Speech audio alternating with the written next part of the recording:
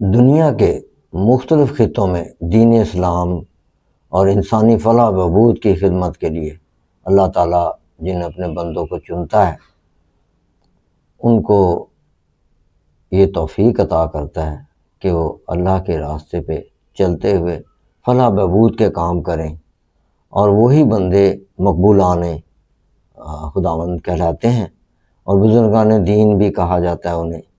انہی اللہ والوں میں ایک روحانی بزرگ ہستی حضرت سید حسین شاہ زیدی عرف فقیر بادشاہ ہیں، جو میرے والد ہیں۔ آج ہم اس گمنام ہستی اللہ والے مقبول بندے کا ذکر انہی کی حیات مبارکہ کی روشنی میں کریں گے کہ اللہ اور اس کے رسول کی تعلیمات پر چلنے والوں کا انجام کیا ہوتا ہے، کہ کیسے اللہ تعالیٰ ملتا ہے، اور اللہ اور اس کے رسول کے نور کی زیارت کیسے ہوتی ہے۔ میرے والد محترم حضرت قبلہ عالم بابا سید حسین زیدی نقشبندی 12 اکتوبر 1917 کو نجیب الطرفین خاندان، یعنی والدہ بھی سید والد بھی سید، شجرہ موجود ہے، اور میرے والد محترم کا 51 نمبر ہے حضرت علی شیر خدا۔ اور اسی طرح آپ کی تعلیمات بھی جیسے عام بزرگان دین اور اللہ والوں کی تعلیمات ہوتی ہیں بچپن سے، اسی طرح ان کی بھی ان کے والدین نے کی، اور خاص طور پہ علم جفر تو والدین کی طرف سے انہیں ورثے کے طور پہ ملا تھا، اور علم لدنی علم کشف آپ کا خاصہ تھے۔ اور آپ کا وصال 15 جنوری 2003 کو لاہور میں ہوا، اور آپ کا آستانہ عالیہ رائے ون ریلوے اسٹیشن کے بالکل سامنے فقیر بادشاہ کے نام سے مشہور ہے۔ میں ان کا ایک ادنا سا ان کی گودوں میں کھیلنے والا ان کا برخوردار ہوں، اور میرے ساتھ وہ رہے ہیں۔ میرا نام سید شہزاد حسین زیدی ہے، ابھی میں زندہ ہوں۔ میرا یہ فرض تھا کہ میں ان کی تعلیمات، ان کا ذکر خیر میں پیش کرنے کی جسارت کروں، اور میں یہ قرض ہے کندھے پر کہ لوگوں کو بتایا جائے کہ اللہ کے راستے پہ چلنے والوں کا اللہ اور اس کے رسول کی تعلیمات پر عمل کرنے کا کیا انجام ہوتا ہے، اور یہ دکان چمکانے کے لیے نہیں کر رہے۔ آج بھی آستانہ عالیہ پہ فی سبیل اللہ لوگوں کو تعلیمات قرآن مجید کی دی جاتی ہیں۔ انہی کا واقعہ ہے کہ ابھی پاکستان نہیں بنا تھا، تو وہ فرماتے ہیں، انہی کی زبانی، ان کی کتاب ہے پروانہ رسالت، جو حکومت پاکستان کی طرف سے رجسٹرڈ ہے، وہ اس میں ان کی کتاب میں درج ہے ان کا واقعہ کہ ابھی پاکستان نہیں بنا تھا۔ آپ ارشاد فرماتے ہیں کہ انہیں بڑا شوق تھا بابا صاحب کو کبڈی کا اور یہ کشتی کا، تو اب شام کا ٹائم تھا، آ رہے تھے کشتی کر کے کبڈی کر کے، دوست ساتھی سارے احباب ساتھ ساتھ تھے، مسلمان کھاڑا کر کے آ رہے تھے، تو کیا دیکھتے ہیں راستے میں ایک کھلا سا پلاٹ ہے، اور اس پہ نا کچھ پنڈت، یعنی جو ہندو ہیں نا، ہندو پنڈت بیٹھے اپنی عبادت میں مشغول ہیں۔ جو مسلمان لڑکے تھے، ظاہر جوانی تھی چھائی ہوئی، شرارتی تھے، انہوں نے مذاق اڑایا ان کا، یہ دیکھو کیا۔ تو میرے والد گرامی بابا صاحب فرماتے ہیں، میں نے انہیں منع کیا کہ بری بات ہے، آج تم کسی کے جھوٹے خدا کی مذاق اڑاؤ گے تو وہ تمہارے سچے خدا کی بے ادبی کریں گے، اور اس کا جو ہے نا بوجھ تمہارے اوپر آئے گا، جو بھی ہو تم پر گناہ گار تم کہلاؤ گے۔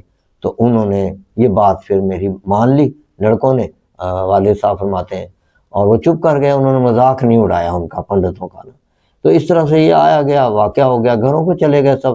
ابو جی کہتے ہیں کہ میں بھی گھر آ گیا اپنے، اسی رات کیا دیکھتا ہوں خواب میں کہ اسے ویسے ہی محفل سجی ہوئی ہے، اور سب نے سفید لباس پہنا ہوا ہے، پر خالی پلاٹ ہے، میں ادھر سے گزر رہا ہوں تو وہ سارے سفید سفید لباس پہنے ہوئے بیٹھے ہوئے ہیں، اور مجھے ایک ان میں سے کہتا ہے آؤ بھگوان دیکھو گے، آؤ بھگوان دیکھو گے۔ میں نے کہا ہاں دیکھوں گا، کہنے بیٹھ جاؤ پھر یہاں پہ۔ کہنے وہ سفید لباس والوں میں بھی بیٹھ گیا، اور کہتے وہ سامنے دیکھو طاق ہے، اس طاق میں دیکھتے رہنا، اور بڑے غور سے دیکھنا، دیکھو سامنے وہاں۔ تو کہنے میں بھی طاق ہے اس کے اوپر نظر رکھو، یہاں بھگوان اپنا درشن دیں گے، یہ کہا اس نے سفید لباس میں، ساروں نے سفید لباس پہنا۔ بابا صاحب نے اپنی نگاہیں مسلسل اس طاق پر جما دیں، فرماتے ہیں کہ میں کیا دیکھتا ہوں کہ اس طاق میں بہت دور اندر ایک چراغ چھوٹا سا جل رہا ہے، پھر اس چراغ کی روشنی بڑھنے لگی، دیکھتا رہا روشنی بڑھتی گئی، اتنی بڑی کہ طاق سے باہر پھیلنے لگی، اور اس دودھیا نور کی روشنی نے ہم سب کو ڈھانپ لیا۔ بابا سرکار فرماتے ہیں کہ اس نور سے میری آنکھیں چندیانے لگیں، اور تو میں نے اپنے ساتھیوں کو جو میرے ساتھ بیٹھے ہوئے تھے جو سفید لباس پہنے، تو غور سے دیکھا تو سارے کے سارے سجدے میں گرے ہوئے تھے۔ جنہیں میں ہندو سمجھ رہا تھا وہ تو سبحان ربی اللہ کہہ رہے تھے سجدے میں۔ بابا صاحب کہتے ہیں، میرے ابو جی کہتے ہیں، میں بھی فوراً سجدے میں گر گیا، اور میں نے بھی وہ جو سبحان ربی اللہ کی آوازیں آ رہی تھیں، میں نے بھی سبحان ربی اللہ سبحان ربی اللہ فوراً سجدے میں گر کے کہنا شروع کر دیا۔ اور میں اتنا رویا کہ جب میری آنکھ کھلی تو میرا سرہانہ آنسوؤں سے تر تھا۔ تو یہ واقعہ انہوں نے اپنے پھر استاد گرامی سے عرض کیا، محدث دہلوی تھے، ان سے جا کے عرض کیا۔ انہوں نے کہا بیٹے آپ نے اللہ اور اس کے رسول کی زیارت کی ہے۔ تو یہ ان کا ایک واقعہ ہے، بے شمار ان کے واقعات ہیں۔ تو یہ قرآن مجید اس کو ثابت کرتا ہے۔ کیسے ثابت کرتا ہے؟ اللہ کیا ہے؟ اللہ اس طرح سے ہے، دیکھیں، اعوذ باللہ من الشیطان الرجیم، بسم اللہ الرحمن الرحیم، اللہ نور السماوات والارض، اللہ نور ہے آسمانوں کا، سماوات آسمان جمع ہے آسمانوں کا، والارض اور زمین کا، مثل نور کمشکات فیہا مصباح، اور اس کی مثال ایسی ہے نور کی جیسے ایک طاق کہ اس میں چراغ، المصباح فی الزجاجۃ، اور یہ جو چراغ ہے ایک شیشے کے، گویا کہ کانہا کوکب، ستارہ ہے، درین یوقد من شجرۃ، اور جو موتی سا چمکتا روشن ہوتا ہے، من شجرۃ مبارکن، اور برکت والے پیڑ کے نیچے، زیتونۃ لا شرقیۃ ولا غربیۃ، اور زیتون سے نہ پورب اور نہ پچھم، نہ مشرق نہ مغرب اس کا، یعنی قریب ہے کہ یکادو زیتون یضیء ولو لم تمسسہ، اور قریب ہے کہ اس کا تیل بھڑک اٹھے، یعنی باہر آ جائے اس طرح سے، وہی نور جو باہر، تو یہ بھڑک اٹھے، آگ نہیں اسے چھوئے گی، نارم علی نور، نور والا نور، نور کے اوپر نور ہے، یہد اللہ لنورہ من یشاء، اور اللہ اپنے نور کو راہ بتاتا ہے، جسے چاہتا ہے نور کی راہ بتاتا ہے، جسے چاہتا ہے اللہ اپنے نور کی زیارت کراتا ہے۔ وَيَضْرِبُ اللَّهُ الْأَمْثَالَ لِلنَّاسِ، اور اللہ مثالیں بیان فرماتا ہے لوگوں کے لیے، وَاللَّهُ بِكُلِّ شَيْءٍ عَلِيمٌ۔ تو یہ ہے اللہ نور السماوات، کیا ہے اللہ نور السماوات؟ یہ جو اللہ میں ہو ہے نا، یہ جو اللہ میں ہو ہے، یہ محمد صلی اللہ علیہ وسلم کی ہو ہے۔ اللہ کا اشارہ محمد مصطفیٰ صلی اللہ علیہ وسلم، کیونکہ اللہ نے بہت سارے مقام پہ ارشاد فرمایا میرے نبی جو ہے نور ہے، قرآن مجید میں ارشاد فرمایا میں نے اپنے نور سے جدا نور کیا، تو اس کا نام محمد رکھا صلی اللہ علیہ وسلم۔ اور یہ روشن اللہ نور السماوات، یہ جو زجاجہ ہے، فانوس ہے، قلب مبارک ہے، حضور صلی اللہ علیہ وسلم کا قلب مبارک زجاجہ ہے۔ کمشکات کیا ہے؟ سینہ ہے آقا صلی اللہ علیہ وسلم کا، روشن دان طاق، اور یہ مصباح چراغ ہے، زجاجہ قلب فانوس ہے، ایسا قلب آقا کا ایسا سینہ ہے کہ یہ آر پار سایہ نہیں ہے اس کا، شیشے کی مانند ہے۔ اور یہ فرمایا کہ من شجرۃ مبارکۃ، اب یہ شجر جو ہے حضرت ابراہیم علیہ السلام ہے، یعنی جہاں سے جد امجد ہے، جہاں سے یہ نور چلا ہے، جہاں سے یہ سلسلہ چلا ہے، آقا ہمارا دین ابراہیمی ہے۔ اور کیونکہ وہ الزام لگاتے تھے یہود و نصارہ، یہودی کہتے تھے حضرت ابراہیم علیہ السلام یہودی تھے، اور نصرانی کہتے تھے حضرت ابراہیم علیہ السلام نصرانی تھے۔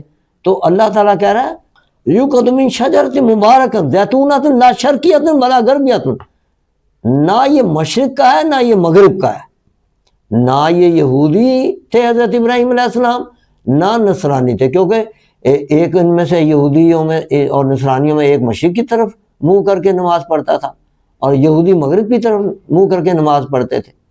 تو دونوں کو وضاحت فرما دی، نہ حضرت یہ جو چراغ ہے، یہ جو شجرہ ہے حضور نبی کریم صلی اللہ علیہ وسلم کا، یہ جو درخت چلا آ رہا، لا شرقیۃ ولا غربیۃ، یعنی آپ نہ یہودی تھے، سلسلہ نہ یہودیوں میں سے ہے نہ نصرانیوں میں سے، کیونکہ ان کا الزام ان کو رد کر دیا قرآن مجید میں، زیتونہ یضیء ولو لم تمسسہ، یعنی کہ اتنا نور ہے کہ یہ باہر آئے تو بہہ جائے، ہاں، مگر یہ آگ نہیں اسے چھو سکتی، کیونکہ آگ نار اور ہے نور اور ہے. اللہ نے یہاں وضاحت فرما دی, فرمایا وَلَمْ لَمْ تَمْسَسْهُ النَّارُ, یہ ایسا نور ہے, اسے ایسا تیل اس میں جلتا ہے جسے آگ نہیں چھو سکتی. یہ نور کا تیل ہے, حضرت ابراہیم علیہ السلام کا تیل ہے, شجرہ وہ چل رہا ہے, ٹھیک ہے نا.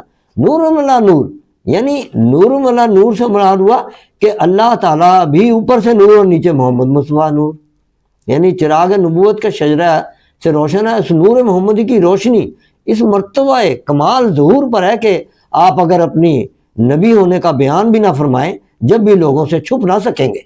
یہ ہے میرے آقا صلی اللہ علیہ وسلم. اس سے اتنا معلوم ہوا کہ اگر نور الہی حاصل کرنا ہے تو قلب پاک مصطفیٰ سے ڈھونڈو, اور قلب مصطفیٰ کا نور نہ ملے گا مگر جسے اللہ چاہے گا. کہا ہاں, یعنی قرآن مجید کی آیت ہے, یہد اللہ نور لنورہ من یشاء, یہد اللہ, یعنی اللہ جسے چاہے نا ہدایت دیتا, رہنمائی کرتا, لنورہ من یشاء, جسے چاہے اللہ. یعنی نور حقی میم کے پردے میں پردہ پوش ہے, عرش پاؤں چومتا ہے, کملی آمد ہوش ہے. تو یہ ہے نور. یہ بھی معلوم ہوا کہ نور مصطفیٰ کی کو کوئی بجھا نہیں سکتا, کہ اس نور کی اللہ نے خود حفاظت کرنے کا ذمہ لیا ہے. وہ تو فانوس میں ہے, اور فانوس طاق میں محفوظ ہے. جیسے دنیاوی چمنی نور شمع کو ہوا سے محفوظ رکھتی ہے, کارخانہ الہی کا زجاجہ بھی, اس کا جو زجاجہ ہے کارخانہ الہی کا, اس نور کی پوری حفاظت کرنے کا پابند ہے. اور اسی طرح سے اللہ تعالیٰ اپنے نور کی جسے چاہے زیارت کراتا ہے. یہ ہے اللہ اور اللہ کے رسول کا اس میں قرآن مجید میں ذکر کہ اس کا نور ایسے چراغ میں جسے چاہے اللہ زیارت کرا دے. وآخر دعوانا الحمدللہ رب العالمین والصلاۃ والسلام علیک یا خاتم النبیین. صدق اللہ علیہ.